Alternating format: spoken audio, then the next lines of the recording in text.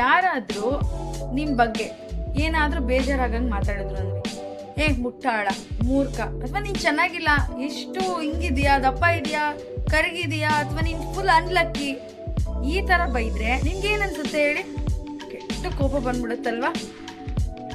ಆದ್ರೆ ಪಾಸ್, ನೀವು ನಿಮ್ ಬಗ್ಗೆ ನಿಮ್ಮನ್ನ ಎಷ್ಟು ಸಾರಿ ಬೈಕೊಂಡಿದ್ದೀರಾ? ಆ ಬೈಗಳದಿಂದನೇ ನೀವು ನಿಮ್ ಜೀವನದಲ್ಲಿ ಎಷ್ಟು ಸಮಾಧಾನ ಮಾಡ್ಕೊಂಡಿದ್ದೀರಾ?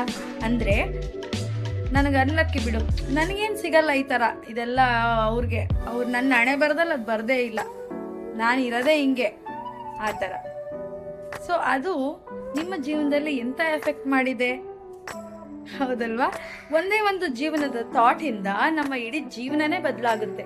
ಸೊ ನೀವು ನಿಮ್ಮ ಬಗ್ಗೆ ನಿಮಗೆ ಇಷ್ಟ ಇಲ್ದರ ಪದ ಯಾವುದನ್ನ ಬಳಸ್ತಿದ್ದೀರಾ, ಅದನ್ನ ಬೇರೆಯವ್ರು ಮಾತಾಡ್ದಾಗ ಮಾತ್ರ ನಿಮ್ಗೆ ಯಾವಾಗ ಕೋಪ ಬಂದಿದೆ ಅದನ್ನ ಕಮೆಂಟ್ ಬಾಕ್ಸಲ್ಲಿ ಕಮೆಂಟ್ನ ಖಂಡಿತ ಮಾಡಿ. ಜೊತೆಗೆ ನೀವು ಒಂದು ನೆನ್ಪಿಟ್ಕೋಬೇಕು, ನೀವು ಯಾರೇ ಏನೇ ನಿಮ್ಮ ಬಗ್ಗೆ ಹೇಳಿದ್ರು ಅದನ್ನ ನೀವು ನಿಮ್ಮ ಬಗ್ಗೆ ಅನ್ಕೋತಿದ್ದೀರಾ ಅಂತಾನೆ ಅರ್ಥ.